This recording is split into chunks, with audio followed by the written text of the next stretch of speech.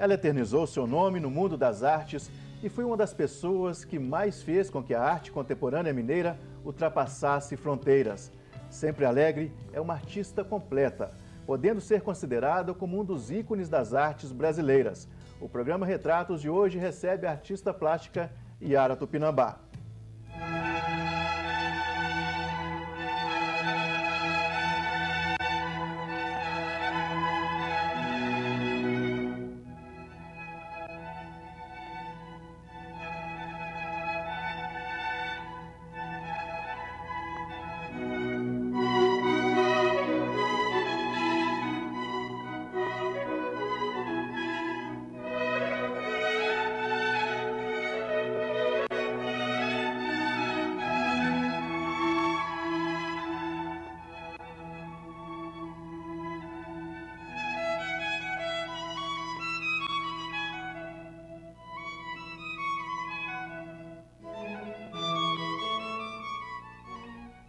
Yara, é um grande prazer recebê-la aqui nos estúdios da TV Horizonte, no nosso programa Retratos.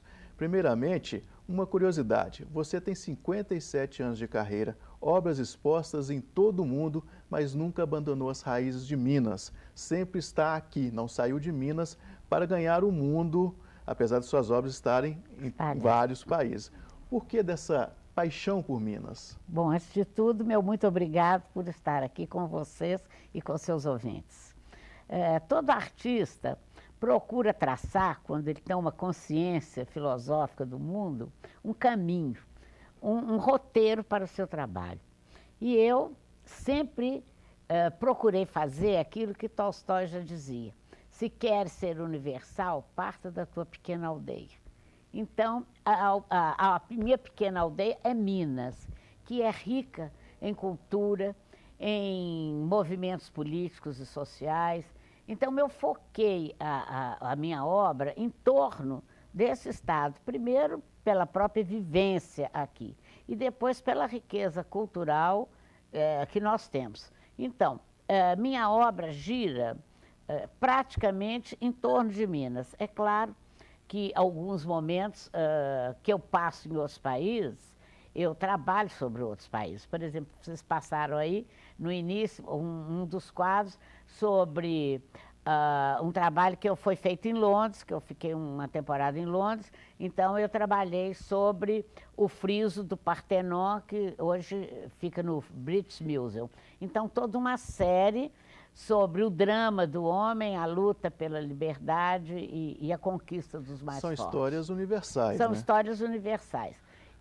Mas, claro, eu sempre volto meu olhar para Minas. Minas, a história de Minas é tão rica e ela se torna referência no mundo inteiro. Você pode beber nessa fonte mineira? Posso. Por exemplo, o painel Em Confidência Mineira, que hoje é um dos trabalhos meus mais expressivos e que está na universidade, na reitoria da UFMG, ele trata não apenas de um movimento político e revolucionário que teve em Minas, mas da liberdade, da busca do homem pela liberdade. Uma particularidade dessa obra é que ela foi construída, concebida na época da ditadura, certo?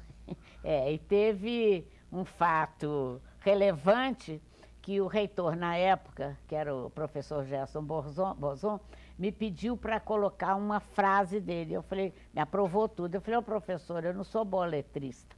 Não, mas escreve, se for pequeno eu faço. Então ele pôs, condição primeira para a cultura e liberdade. Eu falei, não, essa eu dou conta de escrever. Só que quando eu fui fazer essa frase, a universidade foi invadida, os militares ocuparam, o reitor foi deposto, e eu fiz essa frase, porque eu tinha prometido a ele, debaixo de metralhadora.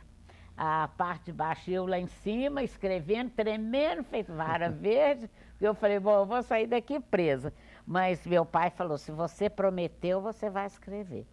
Então, eu escrevi essa frase com as metralhadoras lá, 2 militares andando para baixo, para cima, com metralhadora em punho. Você citou o pai, você nasceu em Montes Claros. Nasci em Montes Claros. Quais que foram suas referências de família no interior de Minas? Não, um pouco, porque meu pai era baiano e engenheiro. Então, ele veio construindo estradas de Pernambuco, e veio para construir a ligação Montes Claros com Curvelo.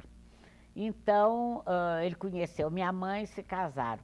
E como construtor de estradas, ele acompanhava a estrada. E eu acompanhei a família também. Junto, né? Junto. Então, na verdade, eu morei em várias cidades. Morei em Barra do Piraí, morei em São João del Rei, Oliveira, Itaúna, sempre acompanhando a estrada. Quando eu vim para Belo Horizonte, eu já estava com 16 anos. Isso deve lhe ter trazido essa formação sobre a mineiridade, né? Essa convivência em várias cidades do interior. Talvez, não sei, me trouxe sim uma vontade muito grande de mudança e de renovação, sempre. Enquanto minha mãe tinha horror dessas mudanças e falava o tempo todo, eu adorava encaixotar, ajudar a encaixotar louça para poder viajar, encaixotar roupa. Então, essa movimentação sempre eu gostei. E eu gosto até hoje muito de viajar. Yara, e o despertar do artista já acontecia nessa época? Muito antes. Desde os 7 anos, eu desenho obsessivamente, sabe? E aí, com 12 anos, eu tive isenção da Secretaria de Educação daqui, do desenho formal, que era fazer grega e tal. Minha professora mandou meus desenhos, falando que não tinha como me ensinar. E então, eles permitiram o meu desenho livre. Eu nunca aprendi o desenho formal na escola, né? De fazer um ponto no espaço, numa linha, aquela coisa toda. Eu sempre fiz isso intuitivamente. Você acha que é dom, Yara? O artista realmente tem um dom? Ah, tem. Claro que tem. Ele tem que ser aprimorado, obviamente. Claro que todo artista, eu chamo isso de potencialidade. Ele tem que ter uma potencialidade, seja na música, no teatro, ele tem que ser feito para aquilo. E é lógico, depois isso tem que ser muito trabalhado. Muito trabalhado. Você tinha alguma referência na família? Tinha outras pessoas que eram artistas também? Tinha. Minha avó paterna, eles moraram muitos anos em Paris, tanto que meus tios todos são parisienses, e minha avó estudou pintura em Paris muitos anos, nos anos que morou. Ela foi uma belíssima desenhista, eu tenho algumas coisas dela, mas assim, um desenho maravilhoso em preto e branco, e parece que eu herdei essa coisa dela do preto e branco. Sem dúvida. Depois, eu tenho um primo, que é o maior maquetista hoje de Salvador, trabalha com maquetes, faz um trabalho, então, escultórico, digamos, né? E pronto, ficamos nós dois, da família toda. Mas certamente está no DNA alguma veia artística, né? Sim, eu acho que sim. E aí, no aprimoramento, né, da sua arte, do seu talento, você entrou na Escola Guinhar aqui em Belo Horizonte. Sim. Qual que é a referência de Guinhar, né, que é considerado um dos maiores artistas brasileiros contemporâneos? Olha, o Guinhar foi uma pessoa muito especial e muito diferente. Primeiro, porque ele tinha uma grande dificuldade em falar em função do lábio leporrino. Ele fazia mais gestos do que falava. Ele formou 2 gerações de alunos aqui em Minas. A primeira geração, ele chegou em 44, chamado Juscelino. E ele formou uma geração de 54 a 54, que é uma geração do Marcilésio, Maria Helena Andrés, Amilcar de Castro, Marília Janete, Estevão. E a segunda geração, que foi a minha, é de 54 a 62, quando ele falece. É Álvaro Apocalipse, eu, Jarbas Juarez, Sara Ávila, Santa. Então, é uma segunda geração. Ele foi fundamental para Minas, porque ele formou, então, essas 2 gerações de artistas. A primeira, uma geração que vinha de uma camada social mais alta, né, sem grandes preocupações sociais. E a segunda, que é a minha geração, à exceção da Sara e minha, todo mundo vinha de uma camada muito popular e mais simples. E talvez né? mais politizada. Mais politizada. Portanto, nós tivemos influências, eu principalmente tive influência dessa geração política e que buscava a brasilidade, que buscava a liberdade. E um momento muito especial da história do país. Um momento especial que foram os anos 60, 64, né? Então, essa geração teve preocupações sociais de, primeiro, institucionalizar o ensino, que foi, então, quando estruturamos a Escola Guinhara, essa segunda geração é que estruturou a escola. Depois, quando fomos para a universidade, alguns de nós fomos para a universidade, depois fazendo exposições sempre, participando da vida de galerias, da vida, e saindo para fora de Belo Horizonte com exposições para todo o Brasil. Então, essa geração, depois cada um de nós também foi estudar fora. O Álvaro foi para a França, o Haroldo foi para a França, eu fui para os Estados Unidos, o Amilcar foi para os Estados Unidos. Levando o nome de Minas, né? E aprendendo, para o mundo inteiro, né? Nós fomos aprender, né? Que a gente viu que sabia ainda pouco. Certamente. Não é? E aí nós vamos para um pequeno intervalo. E se você está gostando dessa entrevista, você pode nos ajudar a melhorar cada vez mais nossa programação, contribuindo com a campanha Faço Parte. Os veículos de comunicação da Arquidiocese de Belo Horizonte pode ser ajudado por você, que pode contribuir para a construção da Catedral Cristo Rei e para as obras de manutenção do Santuário Nossa Senhora da Piedade. Ligue e faça parte deste projeto. Sua adesão é muito importante para nós. Vamos para um breve intervalo e voltamos em instantes.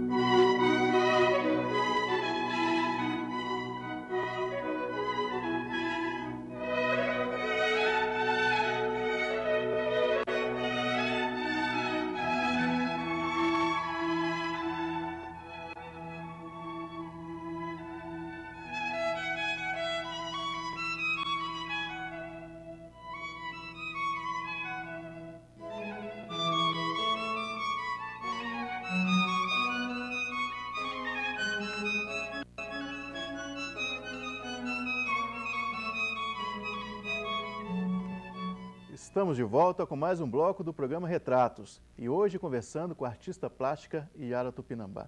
Yara, falando de Guinhar, né, ele veio para Belo Horizonte a convite de Juscelino Kubitschek, né? Foi. Para fundar uma escola de artes, né, para a manutenção da escola de artes.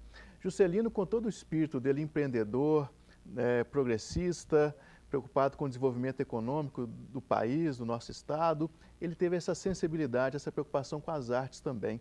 Como você se posiciona enquanto artista e também vê a importância da arte no desenvolvimento da sociedade? Olha, o artista é aquela antena que capta as coisas do mundo e que retransmite, não é? Para vocês, para todos, aquilo que estava no ar, disperso, mas que foi concatenado por ele e retransmitido.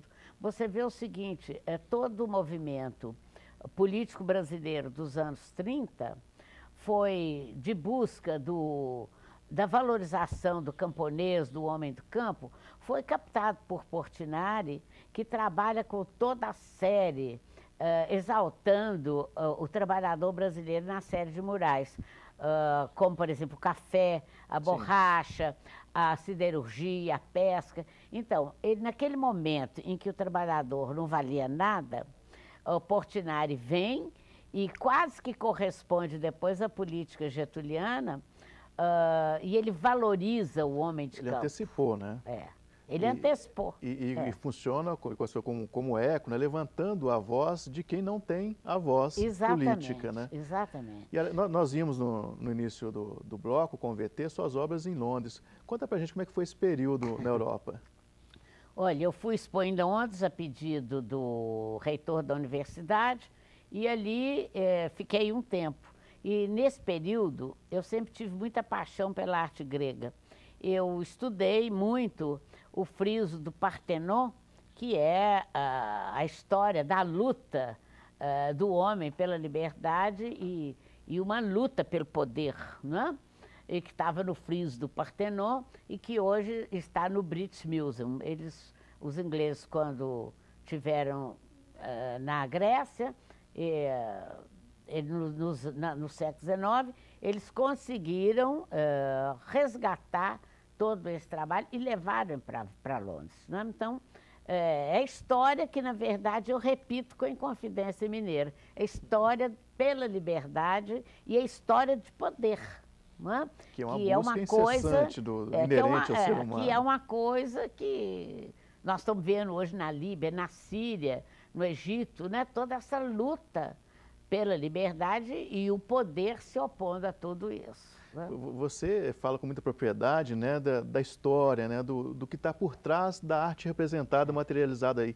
Qual que é o processo de estudo que você tem para fazer a obra, né, para deixá-la pronta? Há um estudo anterior, certo? Ah, muito estudo. Por exemplo, eu levei 9 meses pesquisando sobre a Inconfidência Mineira, os Altos da Devassa, e desenhando tudo que você imaginar sobre o século XVIII.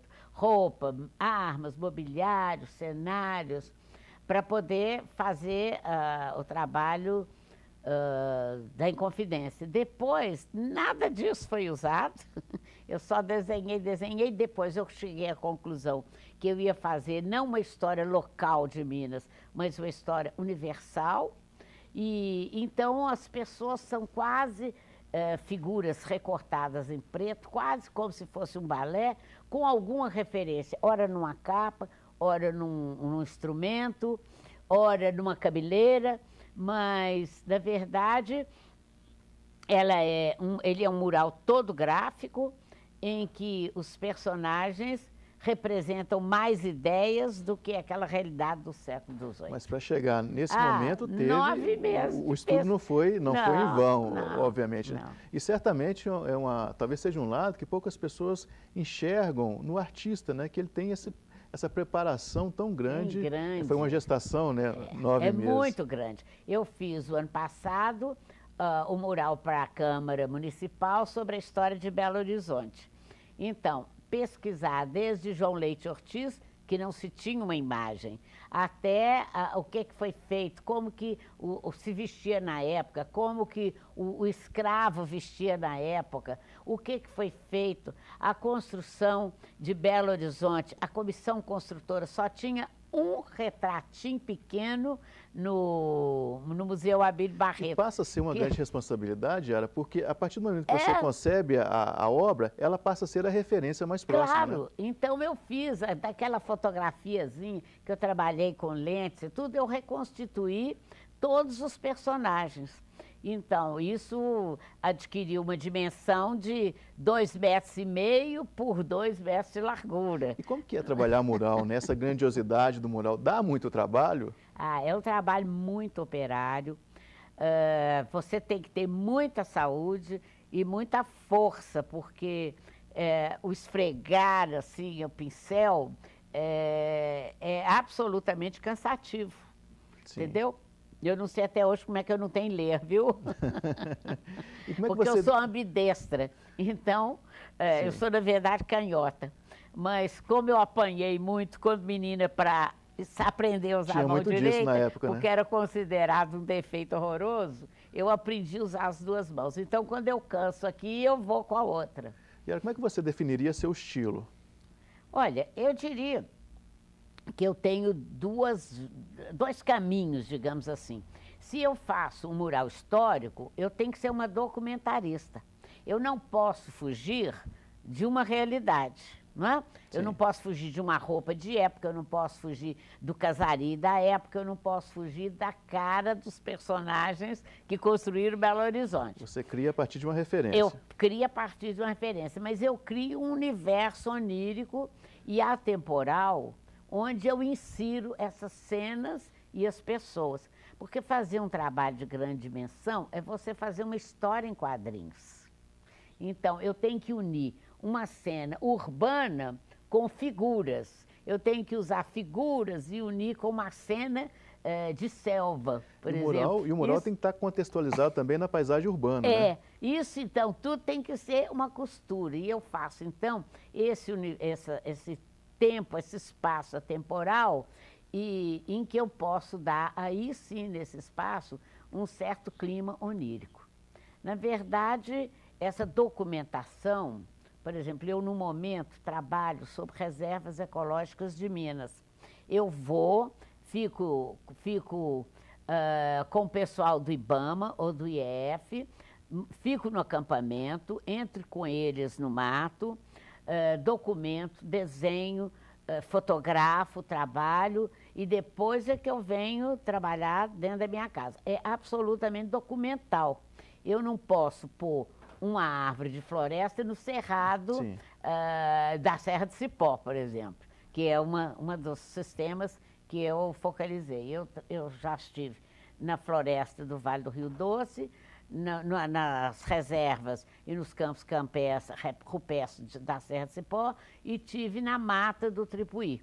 Então, eu não posso tirar uma árvore da floresta e colocar em outra. Colocar no ecossistema da Serra de Cipó. Nem posso tirar uma flor da Serra de Cipó, porque lá é um jardim de Deus na época, e colocar numa floresta, porque em floresta não tem Exato. flor. Tem muita inspiração, mas tem transpiração, suor também. Tem que ter essa documentação. Agora, depois eu posso fazer disso um universo onírico. Yara, esse é o segmento que você trabalha agora, com o meio ambiente? Você acha que falta-lhe ainda fazer alguma obra que você gostaria de fazer ainda na sua carreira, que já é brilhante?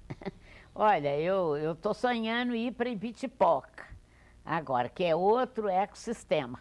Então, esse é um dos veios. E eu estou fazendo uma série, paralelamente, que eu chamo Janelas do Ateliê, onde eu estou focando tudo aquilo que pertence ao meu mundo de arte, à minha vida. Então, as plantas que eu tenho no ateliê, porque eu gosto muito de cultivar plantas. Então, as plantas, os objetos de arte que eu tenho, as flores, os livros. Então, eu estou somando isso tudo com fundos da cidade onde eu vivo, que é Belo Horizonte, já com prédios, essa coisa toda. Poderíamos dizer que seria uma autobiografia de... praticamente sim. Como se eu tivesse mostrando o meu mundo íntimo, mais íntimo, né? Que é o mundo do ateliê. De uma forma muito poética, né, De uma forma poética e onírica. Então, isso sim, aí eu posso viajar. Certamente. Vamos dar uma pausa na nossa entrevista, mas daqui a pouco estaremos de volta. Não saia daí.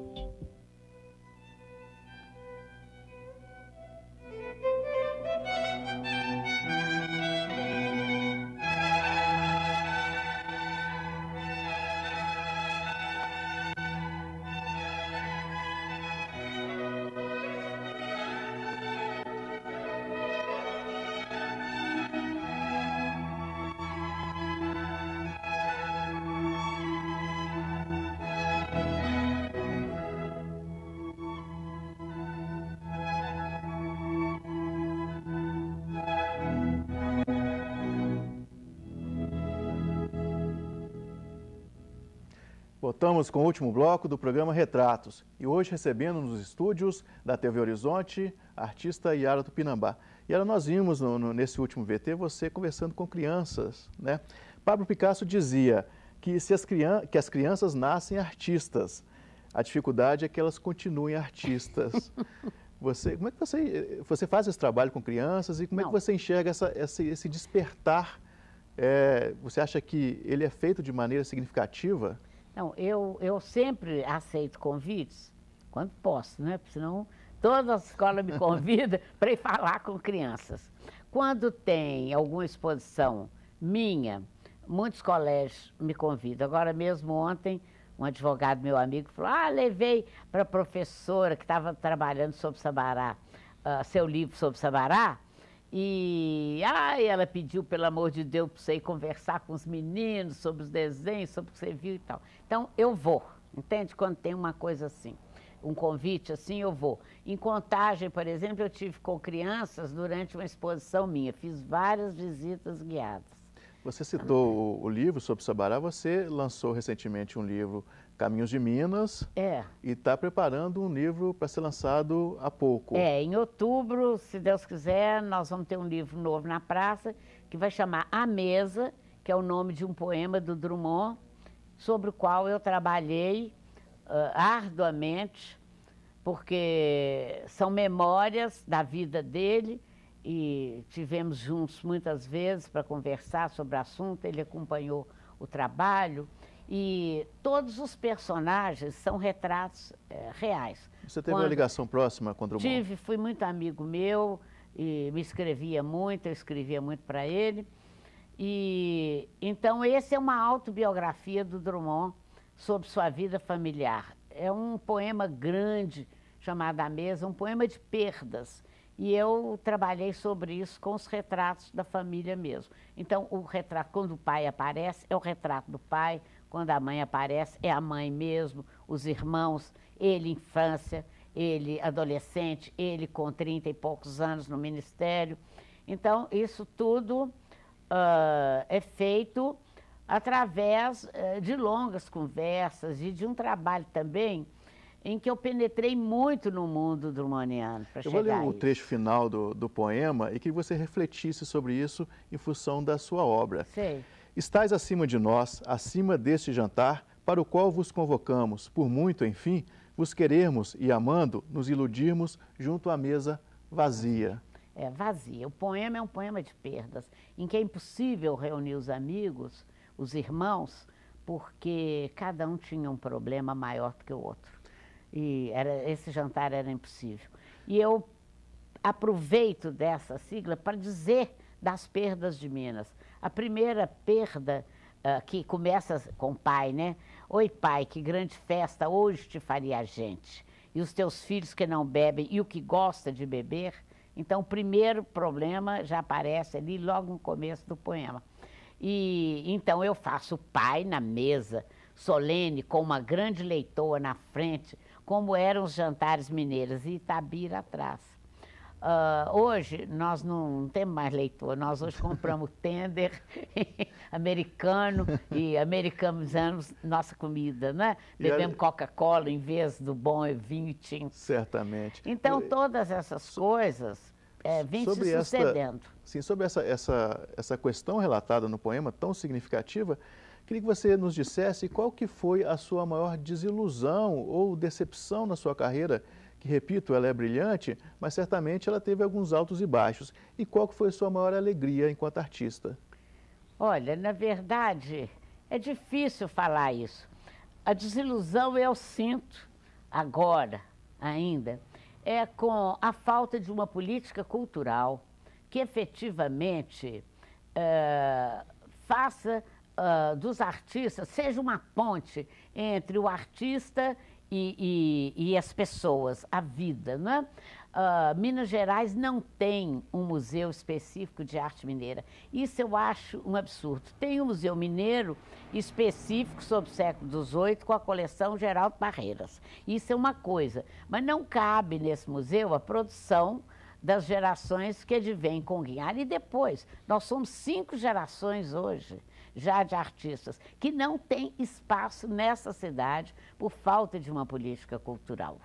Isso, e a maior alegria? A maior alegria é cada dia, cada momento, um quadro, até 50% quando eu faço, vou falando, será que eu dou conta? Será que vai fazer? Será que vai dar certo? Até que quando chega no fim eu olho e falo, dei conta, tá bonito, eu mesmo tenho que achar bonito, certamente, né? Então essa é uma pequena alegria que você tem a cada dia com o trabalho terminado. E você pode experimentá-la a cada obra, né? É a cada dia, né? Cada semana, porque eu levo uma semana num quadro de 1,20 m por 1 metro. É uma semana de trabalho. Porque a pessoa não sabe, mas são 4 camadas de tinta para chegar naquele resultado final. É. A arte, ela é democrática? Ela é democrática, porque ela pode permitir que todo mundo tenha cultura e todo mundo aprenda. Isso é claro e evidente nos países civilizados. Quando você vai na Europa, os meninos de 6 anos, 7 anos, estão andando dentro dos museus e aprendendo. Não só aprendendo cultura, mas eles estão aprendendo bons modos. Você não vê menino correndo, você não vê menino gritando. Eles sentam sistematicamente, com elegância e com calma, para escutar seus professores. Então, é todo um processo que precisa ser levado às escolas. É um processo, é um reflexo da educação, reflexo. Né? Essas escolas nossas não conseguem levar a cultura nem para seus professores. Isso é uma coisa que precisa ser feita. Mas é uma carência não só das escolas, como também do poder público e das próprias famílias, né? Porque isso, a arte ela é democrática, ela dá acesso. Se você for hoje ao Palácio das Artes, você pode ver uma linda exposição de arte brasileira, que vai de 1900 a 2011, onde você encontra Portinari, de Cavalcante, Guignard, Bansetti, lindamente. Muitas dessas exposições são gratuitas, né? É tudo gratuito. Você pode ir. A Fiat também tem um trabalho exemplar nesse sentido, de levar grupos escolares, de levar gente. Mas isso, você vê, quem faz é a Fiat. Sim. Yara, por falar em trabalho exemplar, você tem o Instituto Yara Tupinambá. Fala pra gente qual que é a função desse instituto e por que da criação dele. Olha, o Instituto... bom, eu só tenho uma filha que não tem filhos, então eu não tenho herdeiros. Eu achei que eu devia fazer alguma coisa social, entende? Que desse, como eu não sei mexer com menino pequeno em creche, não sei tratar de velho, mas eu sei ensinar a trabalhar, eu achei que o Instituto devia focar a sua atividade na qualificação das pessoas para o trabalho. Porque eu acho que quando a pessoa trabalha, ela não vai entrar num mundo ruim. Entendeu? Tem um site, né? Quem quiser acompanhar, pode acompanhar pelo site, que nós vamos ver passando aí na nossa telinha, yaratupinambá.com.br, Yara com Y. Isso. Yara, já finalizando nossa conversa extremamente agradável, tem um fato muito curioso da sua vida, né, que aconteceu, foi que você foi representada no filme Hilda Furacão, do nosso amigo, que eu considero foi um grande amigo que eu tive também, Roberto Drummond. Como é que foi? Você foi, talvez, uma das poucas personagens que tinha uma história real, né? Bom, eu fui real. O Roberto focalizou o problema do painel de ferros, da Igreja de Ferros, e lá, então, representaram uma Yara altamente sofisticada, que sobe escadinha para pintar painel de salto alto. Olha, que loucura um negócio desse. E que fumava piteira longa, né? E que eu nunca fumei um cigarro. Então, vê que depois eles foram lá em casa e eu falei, olha, vocês me fizeram uma pessoa cheia de it e de charme, mas um artista para trabalhar não é isso não, né?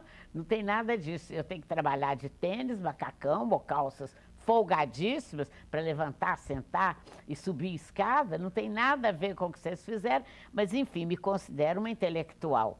Mas talvez, se vocês tivessem me representado de óculos e lendo, eu não teria esse glamour que o público exige. Então, eu estava dentro do realismo fantástico que marcou a obra do grande Drummond. Nessa época, Yara, você conversava comigo, você tem saudades dessa Belo Horizonte dos anos 50, anos 60, né? Qual que é a maior lembrança que você tem desse período? Olha, a possibilidade de andarmos na rua tranquilamente, de fazer footing na Praça da Liberdade, né? E eu morava ali na contorno com Leopoldina. A gente ia ao Minas Tênis e voltava 10 horas cantarolando, o grupo todo de amigos ali, sem nenhum problema à noite, né? Nós éramos felizes e não sabíamos. Hoje a cidade tem essa violência toda, essa dificuldade da gente ter medo de tudo e especialmente uma falta de educação no trânsito, que eu fico impressionada. Outro dia eu estava dirigindo, que eu dirijo normalmente, e um rapazinho atrás queria que eu passasse o sinal vermelho para ele ficar na frente. E eu não fui, e ele passou comigo e gritou: "Ô, tia velha, você não tem que ficar dirigindo mais, você não sabe tirar." Eu falei assim: "Lembre que você tem mãe." Só isso. Uma grande lição. Não é? Lembre que você tem mãe. Agora, você vê, ele queria que eu fizesse um erro e ainda me agrediu verbalmente porque eu não quis fazer o erro. Ele agrediu não só você, mas agrediu toda Minas Gerais e todo o Brasil pela situação, pela educação que tem que se ter com qualquer pessoa. E no seu caso específico, por ser uma grande artista que nos honrou com a entrevista aqui hoje. Yara, muito obrigado por estar presente e por essa bela entrevista. Muito obrigada a você, a todos que nos ouvem, né? E paz para essa cidade e harmonia, que é o bem maior que todo ser humano tem que ter. Sem dúvida nenhuma, Yara, muito obrigado. O Retratos fica por aqui, mas você pode nos ajudar a fazer este programa enviando sugestões de entrevistados para o e-mail retratos@tvhorizonte.com.br. Também fique sabendo das novidades nos seguindo através do nosso Twitter e também pelo Facebook. Nos encontramos na próxima semana aqui na TV Horizonte, uma emissora da Catedral, Rede de Comunicação Católica.